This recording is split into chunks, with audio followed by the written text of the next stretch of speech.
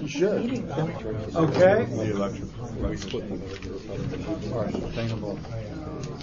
Renewable energy. Oh, okay, great. Why don't we get We started? should have my Cokes from Orange Energy. Good morning, everyone. Too.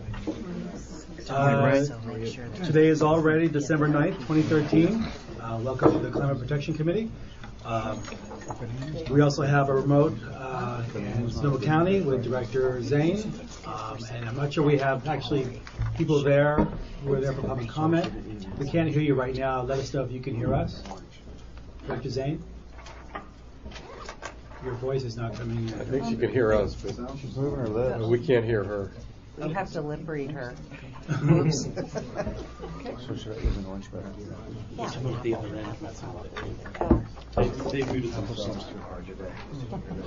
Oh, no, I'll do that. I'm sorry. So we're not. I was wondering why it wasn't up here. Yeah, she wants to be able There we to go. do that, but maybe Okay, great. Now, I still can't hear them. We can hear you. Can you hear me? Yes, Thank you. yes. You guys are just speaking to the mics. I thought you and just can said I she just couldn't say hear us. honestly, when there's background noise and people are talking in the back, it's really difficult to hear who's Then speaking. maybe you should come. So if you could just be sensitive to that, I'd really appreciate it. Okay, thank you. So why don't we call the roll? On the roll for the Board of Directors Climate Protection Committee meeting of December 9th, 2013, Director Adams, here. Director Barrett, Director Joya, Director Haggerty, Here. Director Hudson, Director Pepper, Here. Director Ross, Here. Director Zane, Here. Committee Chair Avalos. Here. We have established a quorum. Okay, great. Thank you. Our first item is public comment. I do not have any cards for general public comment. So, okay. And if no member of the public would like to comment for general public comment, we go on to our next item, which is approval of the minutes, October 23rd. Any comments, Motion. questions on our minutes? Motion to approve the minutes. Motion to approve the minutes. Second. Seconded by Commissioner Adams, and you take that, colleagues, without objection. Okay. Can I please ask you to reposition your mic? I cannot hear anything. It's all coming across very mumbled. Is this better? That's it. Testing 1, 2, 3. I think that's it. This is Okay, it. yeah, It's already it's a stretched. little It's better. already stretched. We Still didn't even not move as it. clear as it's been in the past. It still sounds very mumbled. Can you hear me now? I will do my I can hear best you. to speak, See, to enunciate closer. every syllable and move forward. Thank you. Okay. John, do you want to sit over here because this is close? Maybe, yeah, we can switch. Or I'm going to you move can my go right seat there. over to closer to the microphone, so that might help. Yeah, Can you that'd stay? be great. Stay. Thank you. Oh, okay. Thank you, John. Yeah. Is this better? Yeah, that's much better. Thank you. Okay, great. That's awesome. Okay, so we can go on to our next item, which is the main piece that we have today, is the Regional Climate Protection Work Program. And I think we have some speakers. I don't have any cards, but we probably do have some speakers from the public. And perhaps...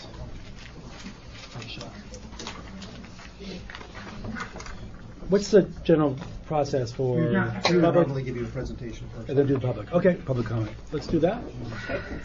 Good morning, Chair Avalos and members of the Climate Protection Committee. This morning, we're bringing to you the work program that's for the next couple of years of work under our Climate Protection Program. This follows up to our the board's adoption of the resolution, which set a goal for 2050 and indicated that we would put the climate protection strategy into the Clean Air Plan and begin work on that, and also bring to you a work program for the work that we would focus on in the next couple of years, and also the staff resources that we would need to add in order to implement that work program. So today, Henry Hilkin's going to go over the staff presentation for you in terms of the process for amending the work program. Based on what's in your package includes comments from the board at the November 6th meeting, and then we did have a stakeholder meeting and have revised the work program in response to that meeting, and that is at your places. And you've also got some comments that came in this morning at your places. So Henry, why don't you run through the presentation? Good morning, Chair Avalos and members of the committee.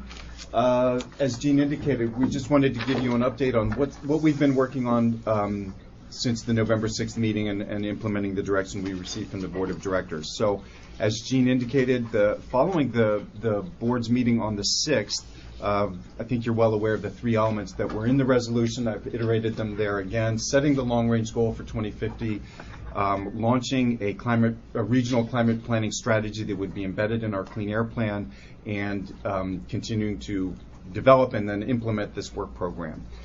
And we got direction from the board on the work plan and the work program. I will identify a couple things in the next slide, the revisions we've made per board direction. And we also, the other thing that the board directed us to do was to work with stakeholders. This is something that's come up a number of times at the last committee meeting. Director Zane and others really emphasized the importance of working with all of our stakeholders. So moving to slide 2 now. So a few things that we heard at the last board meeting that have been incorporated in the updated work program that's in your packet that was mailed to the committee. There was some discussion of per capita targets. Director Hudson in particular emphasized this. So we've added in the number 1 of the work program not only the need for long-term targets, but interim targets to help us gauge how we're doing along the way. Directors PIFO and Director Spearing emphasized economic impacts and analysis, and so we've added in number 4 the discussion of our regional strategy, bullets that speak to both looking at the potential economic impacts of this our climate protection efforts. There was some discussion of AB 32 proceeds and revenue that may be available for implementing some of these programs. Directors Ross and Joy in particular mentioned this. We've added that to number 5 of the work program. And then finally, there's a lot of discussion of health impacts, air quality co-benefits, black carbon.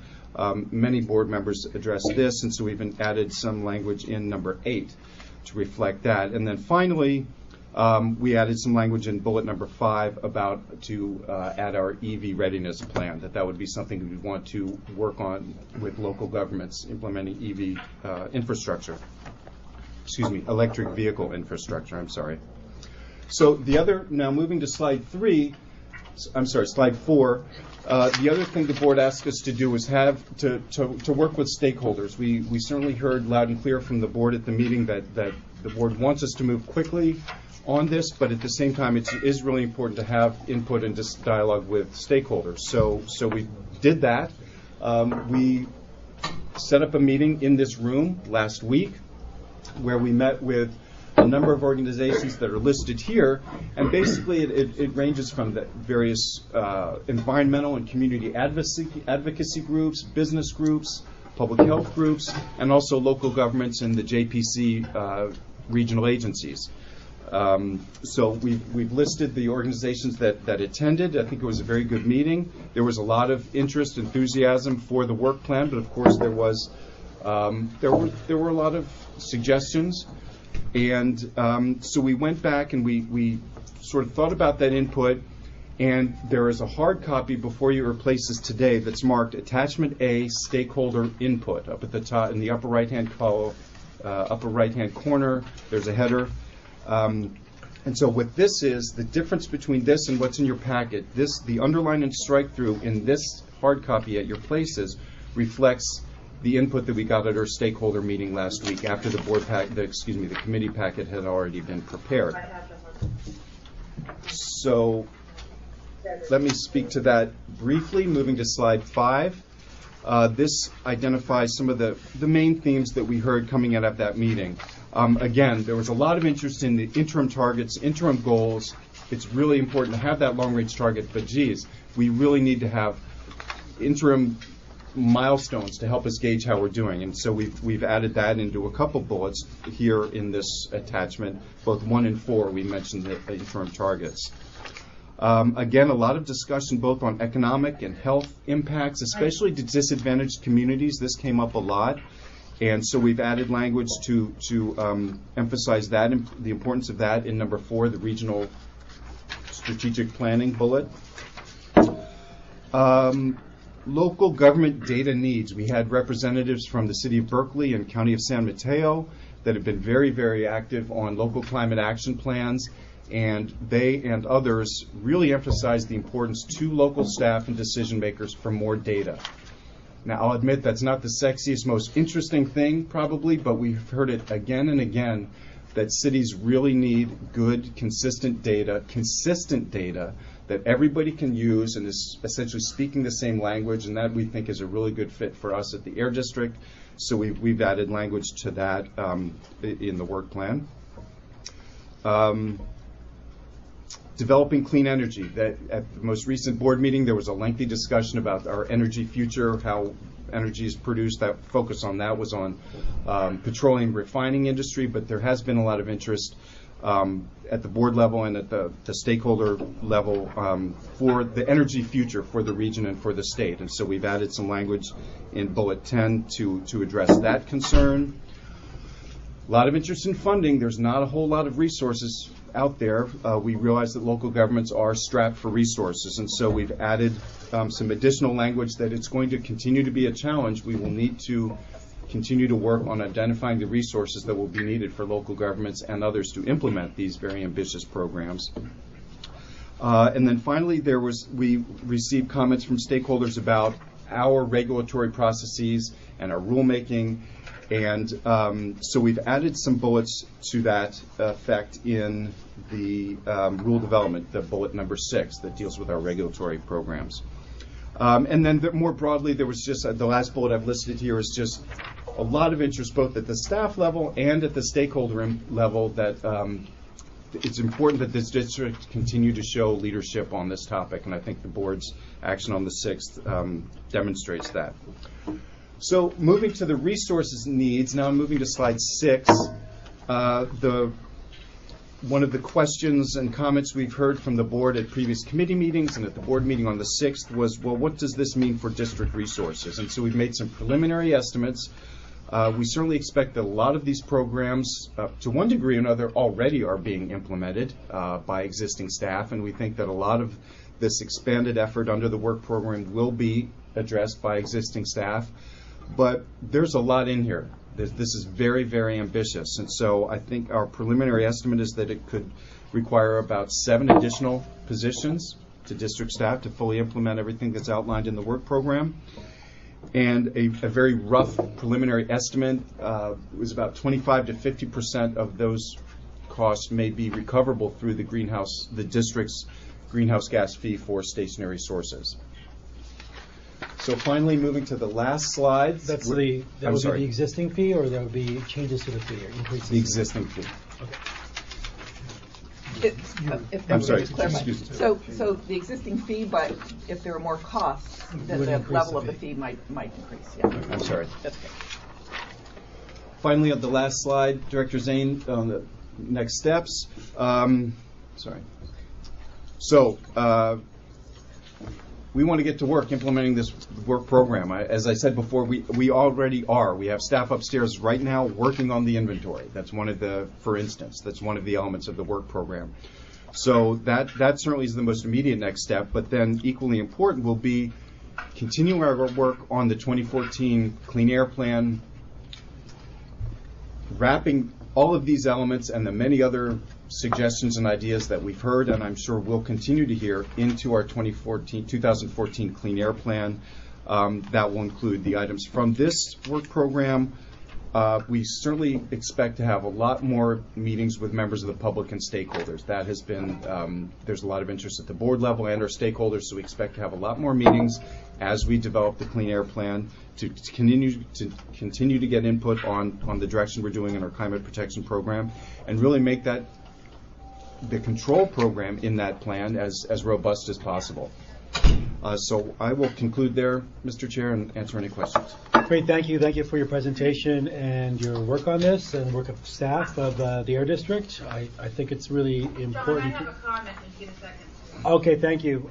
We have other folks who have questions as well. I think it's really important to note that the Air District has responded really aggressively to or collaboratively with community stakeholders and with members of the board of directors, and just want to acknowledge that work that's been done. I really appreciate it, and I think it's really moving the Air District forward in a lot of ways. We do have comments from folks in the room, and then we'll go to Director Zane. I think Mr. Haggerty has comments, questions. Ready? Yeah. Okay. You mentioned stakeholders several times.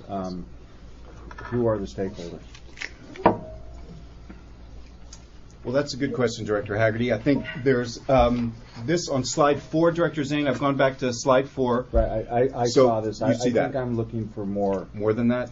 Well, I mean, when you say public health organizations, are we talking public health directors from, say, the 9 Berry counties? I'm looking for a little bit more. Business and industry, is that labor? I'm looking for a little bit more detail than what's Sure. there. Understood. Okay. This slide just speaks to the limited group that we met with last week, but I think the broader answer is going to be all of the above, Director Haggerty. We will need to work with all the cities, all the regional agencies, certainly the public health directors from the counties, industry and labor. I mean, I think all the organizations you've identified would be critical, and so we would want to reach out with them to them. Well, when do we do that, though? Because, I mean, having gone through Plan Bay Area, I would say that there was mistakes made in trying to bring certain advocacy groups forward early on, which I think kind of created a lot of confusion. And I don't want to go through that same path again. So when will we be bringing on the other stakeholders that maybe are not at the table right now? So, Director Haggerty, when we create a clean air plan, which we do every 3 or 4 years, we do have a very extensive public outreach program on that to get ideas initially and then to listen to feedback. So we have outreach efforts multiple times through that process. And so our general take would be earlier is better.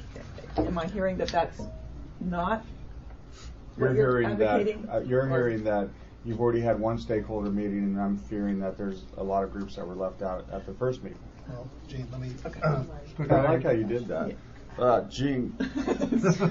Well, no, I just thought I could Trouble help. there, buddy. No, I just thought I could help. So let me express to you though something that Director Hager, I think you're mentioning. So the staff and the board have heard a lot from various groups, but we are genuinely concerned that you also haven't heard from a number of other people that are going to have opinions about this. So one thing that we're going to need to do as we move forward, because you're hearing a lot of input so far on the work program, and you're hearing also that there's some changes that folks need.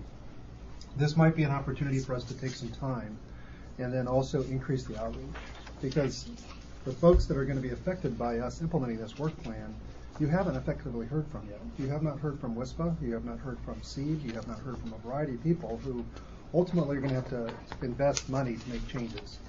Now, these are folks that we regulate and we talk to on a daily basis, frankly, through our engineering and other groups. But my concern personally is we need to have a broader outreach, I think, to a lot of folks that are impacted by this work program. And you've also mentioned the health officers, and that's also a very good set of folks that frankly could benefit from us implementing this work program. So we're not sure, frankly. I don't think I'm at a point to recommend to you that we bring this to your next board meeting for that reason. We think, frankly, we probably need to maybe take a couple of months and have some additional stakeholder input. Yeah, I mean, I see like Contra Costa County's public health department up there. I'm sure, knowing my people over in Alameda County, they would have loved to have been there. My fear is maybe they didn't know about it, maybe they didn't have enough time to talk it over with their boss to see if they could attend. I don't know what the reason is, but I just think that to bring buy-in, you're going to have to make sure everybody's at the table early on. And that's all I'm getting at. So, Thank you, Mr. Chairman. So, thank you. Jack, you're saying, so just I have a question.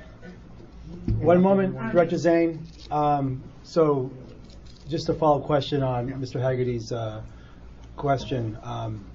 your 2 months, you would think you would be sufficient time to do that level of outreach? Yeah, not a short long. It's not a long time. I'm not suggesting that. It's just that we had the stakeholder meeting. Was it last week, Henry? Yes. I think it was. Yes. And we didn't have representatives of the oil industry there, for the most part. We had. Steve was here, WISPA was not. That's Right. And so, I think it's just our job to make sure that everybody who's going to be affected by this is at the table and you hear from them.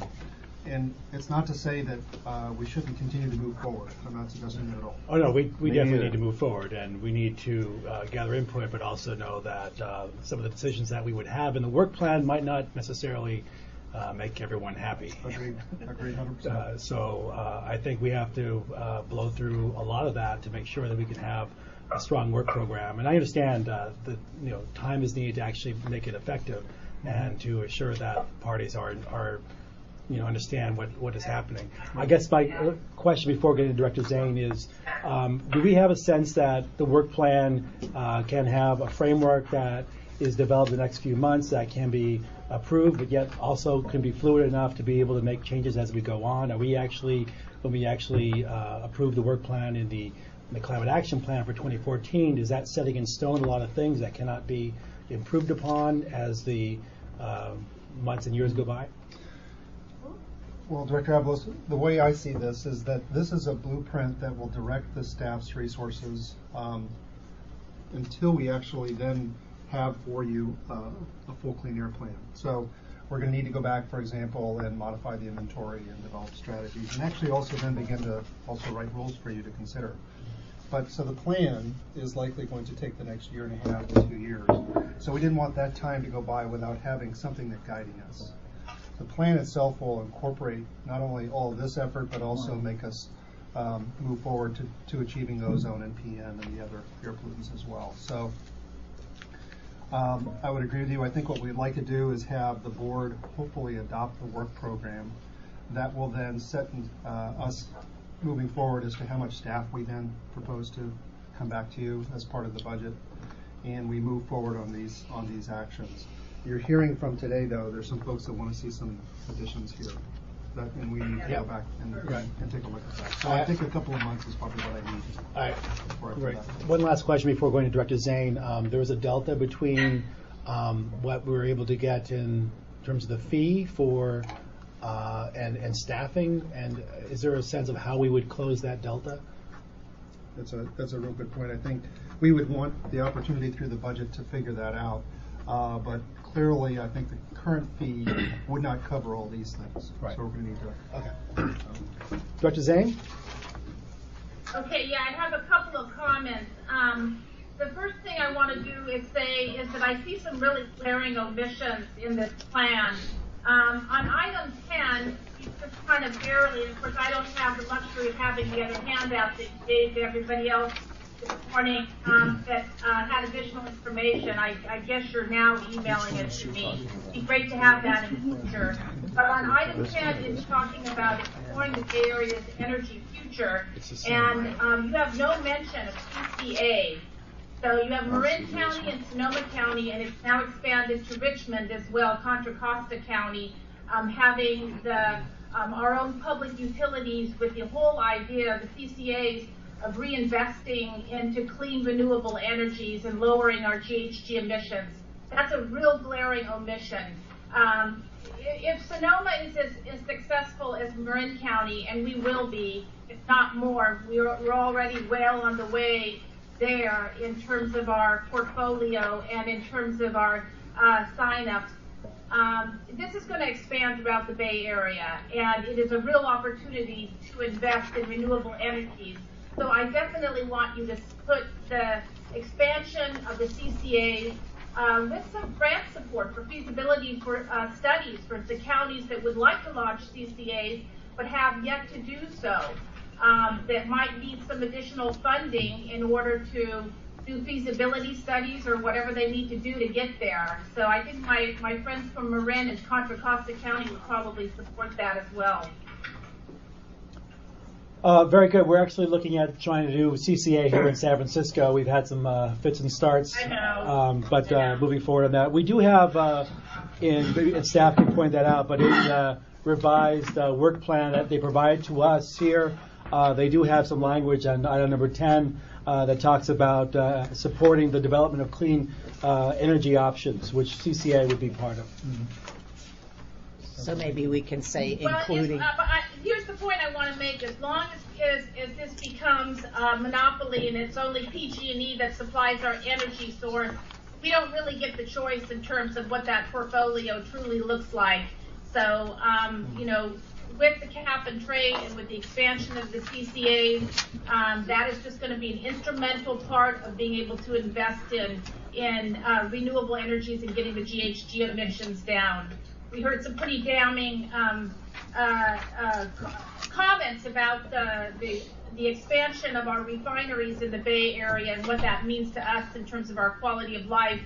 And whether you agree with them or whether you disagree with them, I think we can all agree that we need more renewable energy. And that's why the CCAs and the funding, the Air Board has the opportunity to fund and make sure that some of these counties can have the ability to be able to launch their own CCAs. And I appreciate what San Francisco also has been trying to do, Mr. Avalos. Thank you, Director Pepper. I just wanted to add to what Mr. Haggerty said about the stakeholder input, and I was just wondering if there might be a way to bring in the local agencies that are putting together their own climate action plans and determine how the board here, the BAAQMD, can help those smaller local agencies implement their caps, and also the transportation agencies. I mean, I see you had MTC up there, but maybe the local transportation agencies as well, because most of the GHG emissions are from transportation. So if we can really get their input as to how this work plan might help them in achieving their missions. That's a good point. We would seek to be able to include them, I think, if we give a little bit of time here. Yeah, I think you should take more time to do that. So you're referring to the CMAs, right? The congestion management agencies. That's Yeah, what well, I like think Santa Clara County, it's the BTA. Right. That's yeah. that's And then, then just all of the cities and letting them have an opportunity to talk about what kind of help they could use. Yeah, I think that makes a lot of sense. One thing that we will certainly reach out in the next couple of months and invite people to come and talk to us, and we'll go talk to them. One thing we found is sometimes it's hard to get them to come unless you put something specific in front to react to. So, yeah. So even any input we get on the work program will not be the end of it, because all of our planning processes will continue to engage the stakeholders, the wide range of stakeholders. So it will be more the beginning of the process rather than the public process on the work. Dr. Ross? Dr. Adams? Go ahead. I just wanted to refer back to the economic strategies and chime in, as I have over the years before, that maybe we ought to really look at a carbon tax, not only as a revenue source, but primarily as a method to reduce greenhouse gases, just by the fact that there's a cost imposed. I don't need to explain it much further, but I know in British Columbia they have an existing carbon tax system, and I know that this is a potentially third rail here in the Bay Area, but I don't know if we can do it regionally. We may have to do it statewide. It may conflict with the cap and trade program, but I think if you're looking at economics and you're looking at incentives and disincentives, the carbon tax is the more pure way to go. And there are plenty of studies that have shown that it actually does benefit the economy to a slight degree than other methodologies do. So to throw it out there, I think it's not a pleasant thing to talk about. It would draw a lot of attention to any plan, and it might be something that foes would latch onto as a way of sinking any plan. But it also is a way that I think, might be the best and most efficient. It's being done elsewhere. Director Ross, it's certainly an idea that's been out there. It would require legislative authority. So, Well, we can, yeah, that's what I gather. We might have to set some groundwork or show some economic studies to back up this type of proposal. We've obviously, we're not the ones to make the decision, but I think it should be included in any proposals or work strategies that we have, because it would, it's a twofer. You get the revenue to do the other items, and you also have a disincentive to reduce carbon. So. Is there a track record at the state level in Sacramento around carbon tax? when they first initiated the discussions on what vehicle they'll use to limit the emissions from stationary sources, there was a very limited conversation about carbon tax, but for the most part they wanted to go with a cap and trade. I was involved in some of those conversations, and it lasted less than an hour, I think, about carbon tax. I think the word tax is what throws everybody off. Well, honestly, fee. Carbon fee. But I want to be clear, it would not just be on the major producers. It's something that would have to be in the whole system. And of course, it would be revenue neutral, is a possibility, which reduces the stigma of it. There are other places that dealt with this, and if British Columbia can consider it and even implement it, maybe we should at least look at it. Director Adams? Thank you. First, maybe it'll be helpful if those of us around the table can give you suggestions for names of organizations or individuals that we think should be reached out to. For example, Bay Area Council, Sean Randolph, North Bay Leadership Council, Cynthia Murray, to get the business. California Nurses Association, they have a lot of focus on health and community health. So I'll provide you with some suggestions because I think that they also have access to a broader and deeper network as well, so it'll help us with that. I think I don't know how clearly it's outlined here when I'm looking at the modifications, but something about evaluating the cumulative impacts for different targets or industries, going back to like the vehicles, and as we're getting more plug-in hybrids and zero-emission vehicles, maybe we will start seeing a shift. It won't be vehicle miles traveled anymore that reduce congestion. It's going to be emissions, but we'll still have the congestion. So I think the conversation is going to be really important. The refineries, that was one of the things that came up in our discussion at the board meeting. You have all of these different refineries all doing different things. What kind of fuel are they taking in? How do those emit? What can we do to start moving into cleaner areas? And I don't know which of these ones that fits in. Which bullet point, Henry, would that fit into?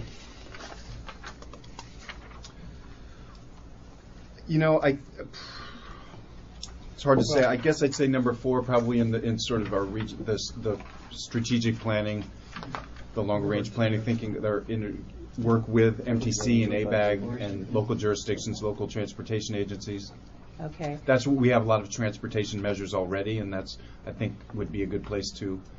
But that whole concept of the data that's looking at the whole overall cumulative impacts of targeted areas, I think is going to be important, and that's going to help provide us in local government opportunities to see, what measures are using and how can we make differences with what we have going on in our own areas. I think probably on number 10, in order to address Supervisor Zane's issues, I think maybe putting in, a little piece that says, for example, community choice aggregation, to just sort of really highlight that that's an area that's really coming up for a number of our counties. Just keeps it in the forefront and it doesn't disappear in the work plan. And then the other thing I was wondering is if when we're having conversations with MTC on vehicles and air emissions, we haven't had a gas tax change in a long time, and maybe so there's something that we can work on. That's already something that it doesn't pull well. Yeah. They've tried. I mean, it pulls like down to the 10. And probably again because of the word tax. gas fee. How about user fee? A gas grant. Nobody wants gas.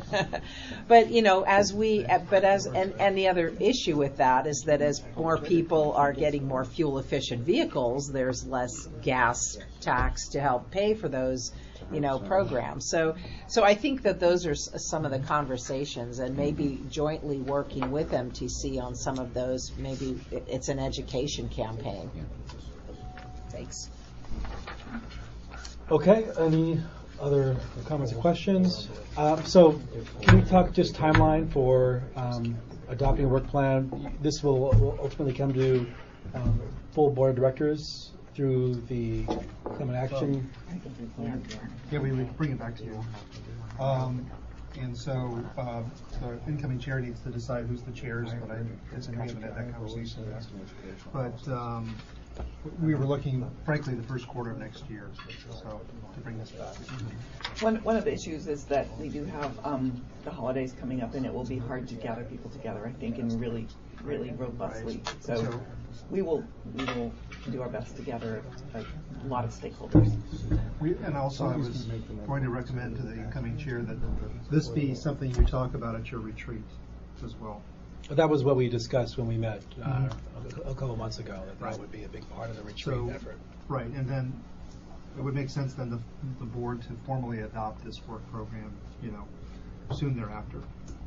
So I need to go back and listen, talk to Gene and Henry and others to see how much effort it's going to be, but I suspect they can get it done in a couple of months.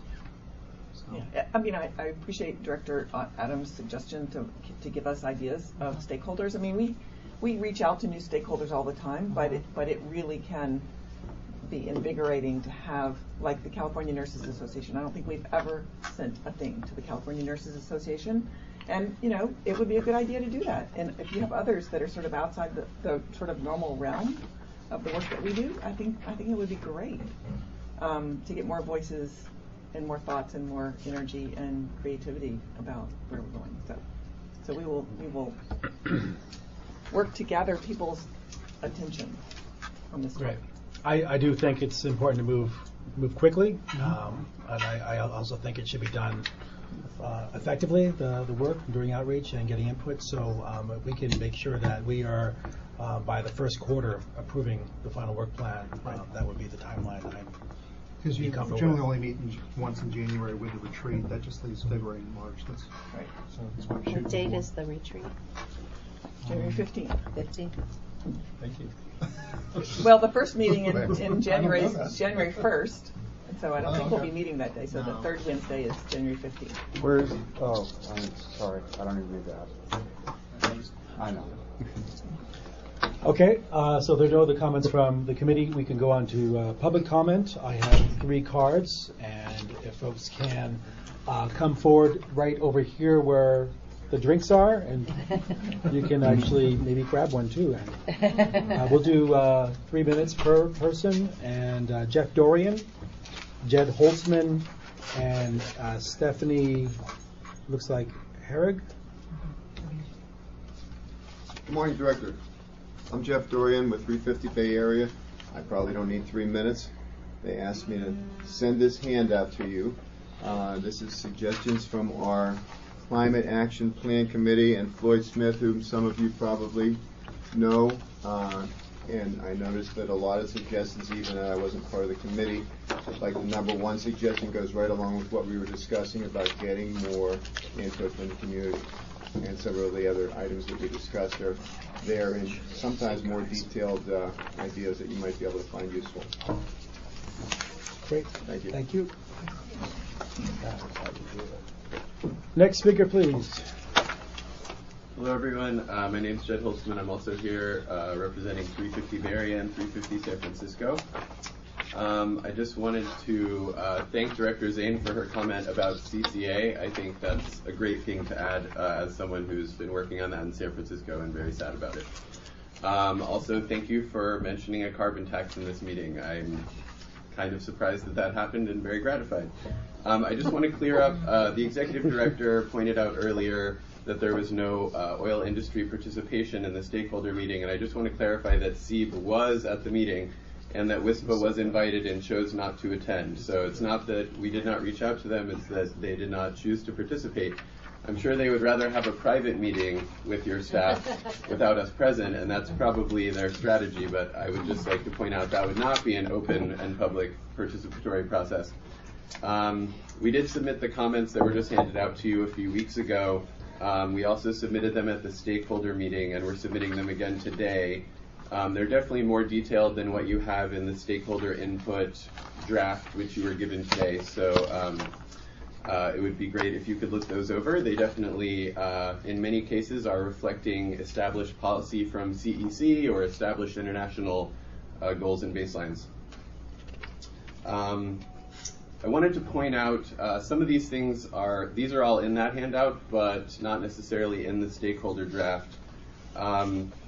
There's been a lot of talk about public engagement, and certainly like EPA process and lots of other folks, Dogger, doing regulations right now. They have all of these scoping meetings. So we would encourage scoping meetings around the district in terms of developing the climate action work program going forward and getting public input on that beyond just the folks who come to these meetings. Also, I appreciate the mention of interim goals. That was something that we were really hammering on, and certainly we've had the 2050 goal probably since the 90s, and because it's so far away, we figure that we're going to invent jetpacks by then and work it all out. But if we aren't setting, every year goals, ratcheting it down, the likelihood is we're going to get to 2040 and realize that we have this massive unachievable gap. So 2020, 2035 goals, and even maybe every 5-year goals would be really great in terms of emission reductions and transition to renewable energy. Lastly, I'll just say, and you heard about this a lot at your board meeting, integrating everything that's going on here and in this work program into your permitting process is not only great for a lot of reasons that we would advocate for, but I would propose the longer that you go without doing that, the kind of more that you're shooting yourself in the foot and taking yourself further from your goals. Thanks very much. Thank you. Next speaker, please. I have one more card. Charles Davidson. Yes. May I speak from here? Or No. There was one speaker before. There was a speaker before you, okay. and then another card too. If you had your name called, You're up. There we go. I am Stephanie Hervey from Richmond, and I'm representing Community for Better Environments, the Action Hub, and also the Sunflower Alliance. We are here. I'm here to represent us for your work plan and asking that you guys encourage you guys to be forward-thinking, and incentive-based initiatives are good for some of the emerging companies right now that are testing electric batteries and different technologies around clean and zero emissions right now. So I also have some contacts of some organizations that you also can use for that. And also clean jobs, using the workforce in the community. Families are very, we're very interested in taking steps to help if we have a future for clean jobs. So that may be a way to get the communities to step up and kind of help and assist you with your work plan. Okay? Thank you. Thank you for letting me speak. I'd like to speak about the current plans of the refineries.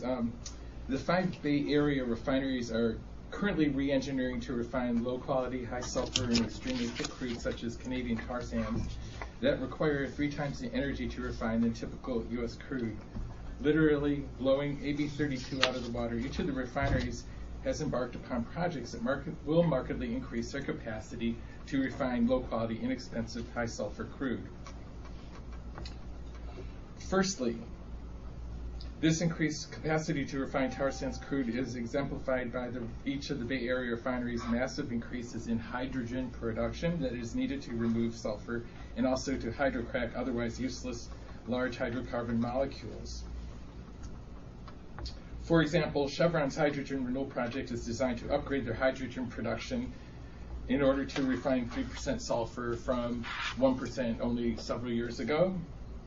Secondly, Phillips 66, the largest importer of Canadian tar sands into the U.S., calls their low-quality, inexpensive crude, quote, advantage crude that has recently increased on their refining end from 52 to 68% within the last 3 years. Phillips CFO Greg Garland states that within the next few years, 100% of their crude will be, quote, advantage crude. Valero, the only other coking-based Bay Area refinery, in addition to Phillips 66, openly states that their Valero improvement project will allow them to refine, quote, low-quality crudes. Thirdly, with the huge reduction in Alaska crude coming into Bay Area refineries within the last decade, crude by rail projects such as Valero's and the Pittsburgh Energy Infrastructure Project are designed to locally increase the massive amounts of North American crude coming into Bay Area refineries. Increased refinery output using an external source of natural gas input is exemplified by Phillips propane recovery projects, result in 11.4% increase in total refinery product, as stated in their draft EIR. As is the case for each of the refineries, increased hydrogen production from massively increased natural gas reforming translates as, quote, more energy in, more products out, and more greenhouse gases out also. The bottom line is that refining tar sands crude negates the increased efficiency of the refinery's use of natural gas in terms of greenhouse gas production, fully several-fold in the opposite direction.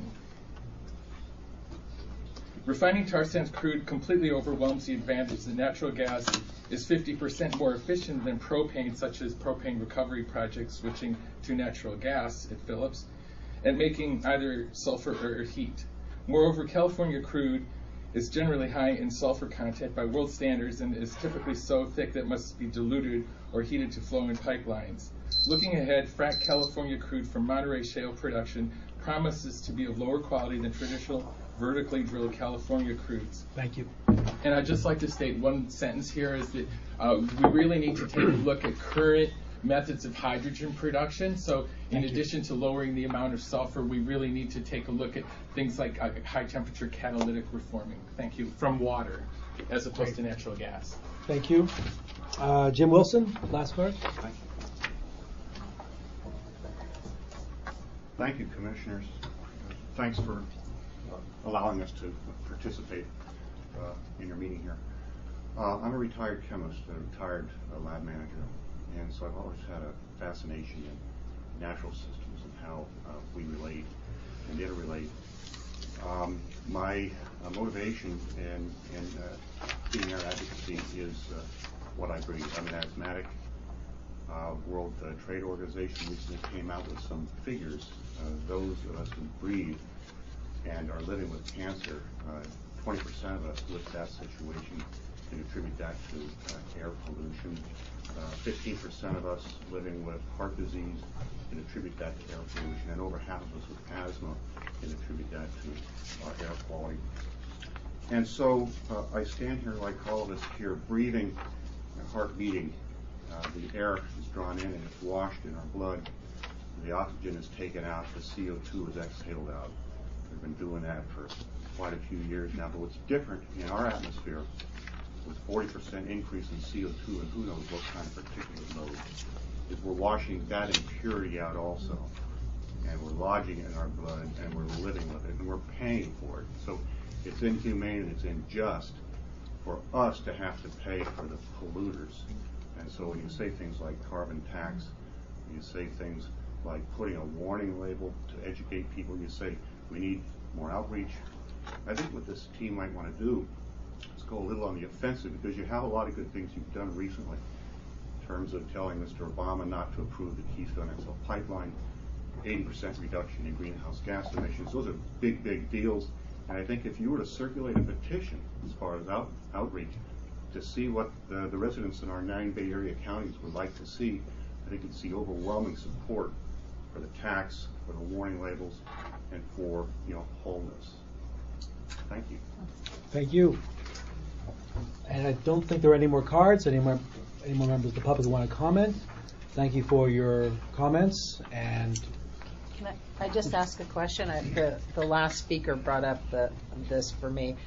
How are we going to incorporate social media in helping us to not only reach out but educate and perhaps get some support for some of these fee ideas.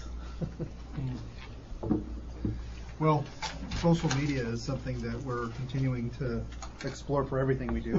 Dr. Adams, I mean, it's for Spare the Air, for both the winter as well as summer, and that's a big topic that we're continuing to explore with the Public Outreach Committee. So as far as getting support for the fees, I'm just gonna echo, I think, Mr. Bunker's remarks. Our fee structure is really designed to recover our costs. That's all we can ever recommend to you. Prop 26. I was talking about tax. I wasn't calling it Well, a fee when I was. that would be required, like I said before. We don't have legislative authority to impose a tax, Right. so that couldn't be just us without legislative. No, but this is going to be a big movement. I mean, it'll be, we have to get people to understand why it's important to help support clean air and, Survey Monkeys and MoveOn.org. I mean, I had a recent petition that was sent to me about an issue in my county, and I had like 300, emails that came into me. I don't know how many of the people actually read it and send it before they send it, but it is a way to really be more proactive, as what was asked for. I think just to be able to incorporate parts of the work plan or ideas from the work plan in our communication strategy overall, it's just part of the flow of the Air District's communication plan would be great.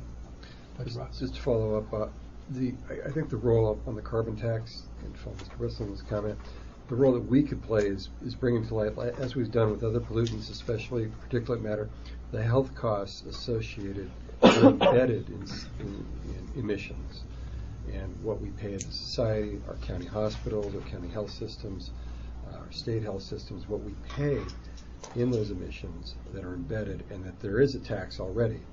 It's just we would kind of try to bring the information forward as to what we actually are paying now in the form of carbon taxes, in the form of pollution taxes, and bring that to light to help decision makers above us perhaps make other decisions. So this is an information item. I actually appreciate the incorporation of some of the community stakeholders, environmental stakeholders, in the latest attachment that we have for the work plan. And I think what the difference I see is that the Air District staff have put together more broader goals, and what 350 and community stakeholders have provided are more objectives or prescriptions under those goals. And to the extent that there's still work that's being done to refine this work plan, that we can keep the communication going. I still need some time to look at what I'm seeing in terms of the differences, to be able to see how we can incorporate even more strengthened ideas from other folks, not just 350, but other folks, to make the plan stronger as well. So I appreciate the effort of the staff. Thank you. It's exciting. Our next item, please. So will the work plan be coming back to this committee before it goes to the board, or? Yeah. Yes, that is the plan. Great. Next item? Yes. Let me introduce this item, Mr. Chairman and members of the committee. This next item is dealing with an effort, a statewide effort, that the Bay Area Air District has been involved in. And so, as you all know, when you take a look at projects, development projects in and around the Bay Area, frankly, projects all across California, and by this I mean through the land use development projects where EIR is prepared, developers will need to be quantifying the greenhouse gases from their project, and then through the CEQA process begin to mitigate those reductions as well. The districts in California have long thought that it makes sense for us to try to create an information exchange so that people know where they can go and get credits. And that's indeed what this item is dealing with. It's we refer to it as our greenhouse gas exchange, or RX, which is something that CAPCOA has been working up and developing, and we wanted this opportunity to brief the committee on this effort. And Dave Bentz is here to give you a presentation. He has been instrumental in its development from the beginning, and I want to recognize Dave's efforts. Please take it away, Dave. Thank you, Jack.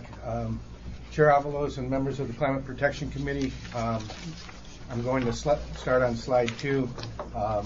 Jack introduced a little bit about what the exchange is. It's really a online resource for what we're calling local projects that we're hoping to promote, but by buyers and sellers of greenhouse gas reduction credits. So these would be credits that are developed from projects that aren't required to lower their greenhouse gas emissions.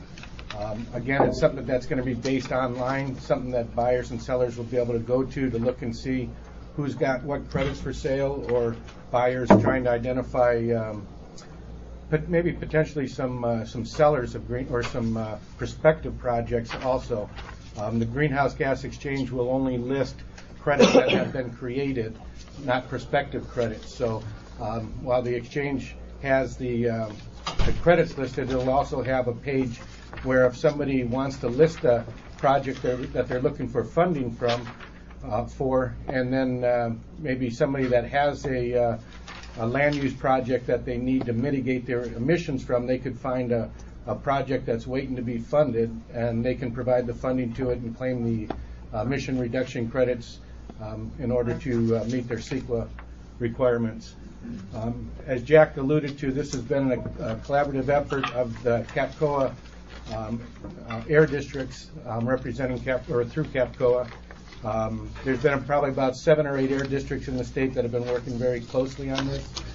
Placer County, Sacramento, San Joaquin, some of the bigger districts, South Coast.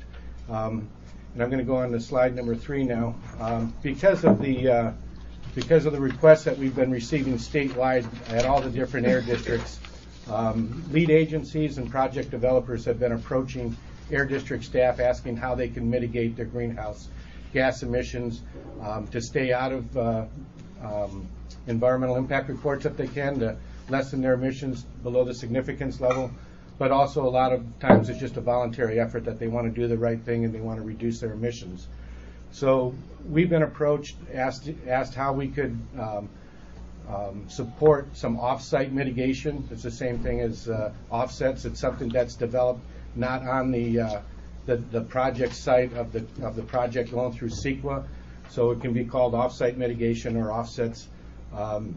What we were hoping to do is to provide some clear standards for folks to use in developing off-site mitigation or offsets. We've seen some projects coming through the CEQA process already that have conditioned their projects to participate in a off-site or to purchase offsets.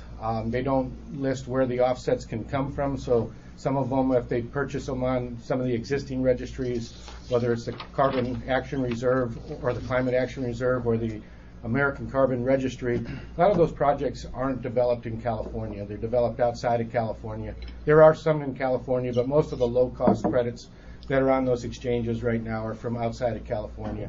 So we want to try and promote the local projects that reduce greenhouse gas emissions, local projects that help the local economy, but also those that provide local air quality benefits for those communities around some of our major stationary sources or along freeways, something where we can get co-benefits to reduce toxic air contaminants and criteria pollutants.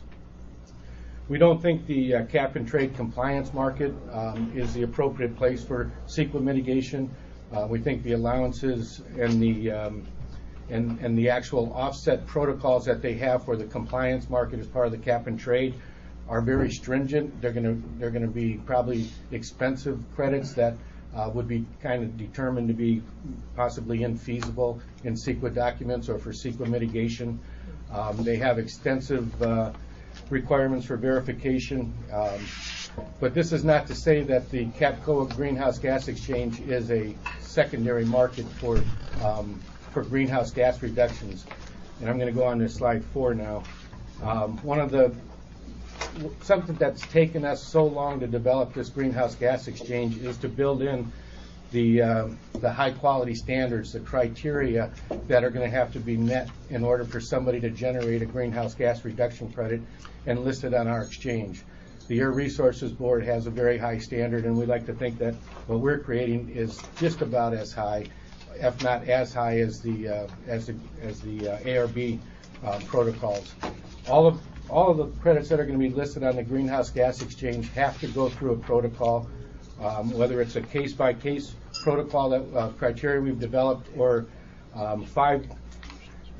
we have 7 approved protocols right now through CAPCOA that the CAPCOA board has approved. They're listed here. We're continually looking for new protocols, trying to generate desire and demand for folks creating new protocols. But right now we have 7 approved plus this case by case, which means somebody can come in with a project that doesn't necessarily meet one of these other protocols, but still meet the criteria for real permanent surplus additional. And then we would verify it and then list them on the CAPCOA Greenhouse Gas Exchange. One of the nicest things about the exchange is that it is going to be all online, a website. Folks will be able to call us at the Bay Area or one of the other air districts that's participating and talk to someone about it. But it is going to be primarily an online tool where folks can go to and look for sellers and buyers, whether actual or prospective buyers or sellers. And then on to slide 5, just quickly how the exchange actually works. A project developer would implement their projects. Say they want to use a methane digester protocol that we've already approved through CAPCOA. They would develop their project, calculate all their emissions, and then submit to the air district an application that shows how they went through every step in the protocol and how each one of these emission reductions are real and additional and surplus. Air district staff would then review that application that they submit to us, and we would verify whether or not we agreed with their calculations. We'd go out and do an on-site inspection of the project, and then if we agreed with them, if everything was in order and met all the protocol criteria, we would issue a certificate of credits that then would be posted on the Greenhouse Gas Exchange. Once it's posted on that exchange, it's up to a buyer and a seller to negotiate a price and make the transaction. The air district staff have no role in the transactions themselves. So it would be totally between the buyers and sellers or their agents. We would have just certified that those credits that are on our exchange from the air district's perspective are real and surplus. And this provides a lot of certainty to the local jurisdictions that if they're going to rely on it through a CEQA process, that the emission reduction is real, that the mitigation is real, and that they can take some legal defense that an air district has done the evaluation of those perspective or those projects and agreed that they were real reductions, and it's a meaningful mitigation measure. So going on to slide 6, where we are right now, we have over the last 18 months developed fairly extensive administrative guidelines and user guides. The online website is up and running as of today to accept to accept the projects and the greenhouse gas reduction credits that a couple air districts have to put into the exchange right now. To participate in the greenhouse gas exchange, you have to sign an MOU with CAPCOA. There's been 5 air districts that have done so far. We're hoping that other air districts come online, but right now a lot of them don't have the resources to participate in this because it is going to take some additional staff time. The project data is actually starting today. December 9th is the first day that the website's being opened up for folks to put real live data in it. So we know Placer County has some credits that they're going to populate into the exchange with their biomass protocol, and then San Joaquin Valley Unified Air Pollution Control District has a number of projects that they've already certified, and that will show up on the exchange. We had training back in November for staff on how to use the exchange, and then in January 1st is when we're going to publicly launch it. In the middle of January is when we're going to hold public workshops in the Bay Area, San Joaquin, and South Coast as far as introducing the entire program to the public and receiving feedback from the public at that time. And with that, I'd be more than happy to answer any questions you have. Dr. Ross? Thanks. Did I say carbon tax? Oh, anyway. Is there any way somebody could game the system, like participate in this exchange and then also get credits on cap and trade? That's a good question. Well, yes, there is, and we've been part of the requirement. Part of the requirement is going to be that first before we issue the certification for the greenhouse gas credits, they have to ensure that they're not listing them on any other exchange right now, and then part of the continuing operation of the exchanges for the air districts that are participating in it, we have a greenhouse gas review committee where we're going to be doing audits on each air district that's participating on their projects and on their processes, but also looking at the other registries to make sure that these credits aren't showing up on those other credits on those other registries. What would happen if they did it a year later, 9 months later? I mean, we're not going to track these projects as they get approved and consummated on the exchange. Who's going to track them? Well, for anyone to list the greenhouse gas credits on the exchange, we are going to go out and look at those projects. And so if it's a project that gives you, say, 100 tons in 1 year, but it's a project that continues off into the future, every year they would have to apply. Once those reductions have occurred at the end of that year, they'd have to go through the same application process again. We'd go back out and verify that, yes, it's still there and it's still going on. I'm just thinking about, and I'm using my evil mind, that once it's consummated and there's no ongoing, that they wouldn't relist it or somehow claim credit somewhere else after the fact, after the dealings with the exchange are finished. Well, but keep in mind what this is about. So the lead agency is going to be approving a project somewhere, and the developer is going to say, okay, I've gone to the exchange and secured them. Ultimately, it's going to be the lead agency's responsibility. Our role is to say, yeah, this is real, quantifiable, this is a real reduction. And indeed, we've got mechanisms in place to make sure they don't. Because basically, we have the ability to go back and say, okay, this is no longer valid because it's been used twice or 3 times. Well, I like the whole concept. I'm just using my evil developer. Believe me, this is what we've been working on to try to ensure that doesn't. Director Adams? Is the application process simple? Or is it so, that's one of the problems with applying for the, Medicaid expanded, you got a 30-page and people are being discouraged. Is it a simple application? The application itself, I think, is fairly simple.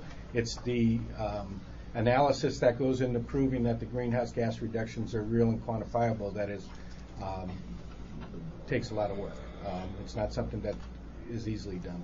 And is that this agency that does that verification? It's not the agency that's applying that does the verification, but they can provide you with the data? Is that what happens? Well, we're the agency that's going to say it's real, quantifiable, right? That's going to be our job, and then it gets listed.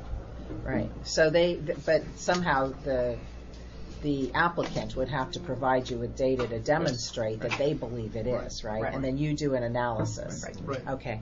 Well, as you can tell, what we're trying to do here is we're trying to create some reality to the simple process, because right now most EIRs say, oh yeah, we'll mitigate it over here, and honestly, if you were to characterize a lot of the mitigation that goes on, we're not going to tell you that it's real right now. I mean, this is beginning to start to say, okay, you're going to take this seriously, you're going to have to get real reductions, something that wouldn't already necessarily occur, and it's quantifiable, it's verifiable, and it's just a part of being able to bring to the climate program a structure that's already been in place for the air pollution control program for decades.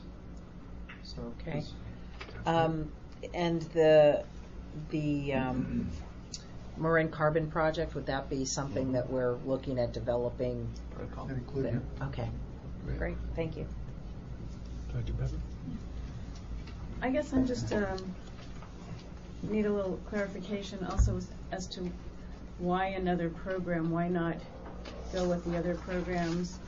It sounds like these aren't allowances, these aren't offsets, these are something else. What value would, you say you're not going to be involved in the sales or credits, but approximately what value do you expect these to have in the market? Well, I can tell you, as we were working on this, there was a real desire to keep it separate and distinct from the cap and trade program.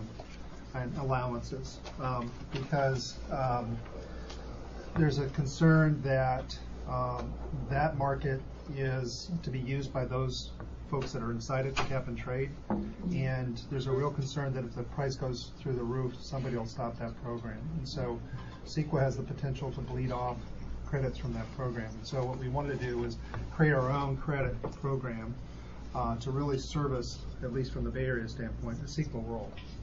And be there so that people can have projects, so that as they put a new Walmart in, for example, they'll quantify the greenhouse gases and get real reductions for it, rather than going to the cap and trade program that has its own set of uniqueness to it, and that potentially bleeds off credits that could be used for those folks. Does that make sense? And honestly, I don't know if we've ever tried to quantify the value of these things. Dave, have we tried to do that? The ones that Placer is going to be putting on the exchange, their cost of generating those, I think their APCO has said it's around $20 a ton. Yeah. That's about similar. Yeah. Similar to the cap and trade program. Right. A lot of it was to get the local projects. If you look at what's on the other registries right now, they can be all over the United States and even some in Canada that are acceptable to CARB. We're trying to, the Air District is trying to generate projects in California and for us in the Bay Area specifically. We don't have any to put on the exchange right now. We don't have any projects that we could list. So it is really to try and get those cold benefits local, close to home. That's why we have a separate one. And also other emission reductions. Can I comment on that also, Chair Avalos? Yeah. Can I comment on that? Yeah. Please. Please. Okay, thank you. I'm not getting great feedback here. Listen, we had a very lengthy discussion on the localness of these credits with the Northern Sonoma Air District. And initially, when Barbara Lee presented this to us, she stated that credits could actually be purchased all the way from South America. So we basically pushed back on that and said we wanted them to at least remain within California. And we basically put a quantifier on that with our MOU. So I'm just sharing that with the rest of the board members so that they are aware that there is a possibility of going even outside of our own country for discussion. So just to clarify, Mr. Chairman, that has been a change. We only have it only California now. Right. Thank you. I think when Barbara Lee briefed that board, we were thinking it could be broader, but we've since narrowed it down. Okay, thanks, Jack. Mm-hmm. So this would be good to get back to us after we've actually had the exchange on the process. So when can we get? When's the first time we can get some good participation data? We'll have to see how much it gets used. It's completely voluntary, but we will absolutely keep you posted when there's activity to report. So our effort is going to be concentrated on generating credits to get inside here, Mr. Chairman. So let us bring it back to first for next year. Okay. So we'll keep this committee informed. Okay. Can I ask another question? So why would someone want to buy one of these credits? Is it so that they can? As opposed to, well, so first of all, lead agency is going to sit there and say you need to mitigate your greenhouse gases, and you need to sit there and have real reductions. And it kind of coincides with our outreach efforts on our CEQA guidelines, right? So we're kind of known for requiring real things from people here in the Bay Area, and so we want to be able to say to them, mitigate your emissions, and here's a way to do it. Go to the RX. Now we need to work on getting credits into the system though, because we're just getting it up and running now. Could they get their credits elsewhere though? Could they go to one of the other? California. Okay, they could get a California offset, or they could use an allowance from the cap and trade program. So we aren't saying they can't. They could. We're not saying they can't, but we just think about 3 or 4 years those things are going to be pretty expensive. Well, right now the allowances in the cap and trade are like they're at the bottom, $10.71 or $11 or something like that. Dr. Pepper, I mean, we've been involved in credit programs for a while, and the history of those things, they just go up. So I'd say in about 5 years, those things are going to be worth quite a bit of money. Dr. Haggerty?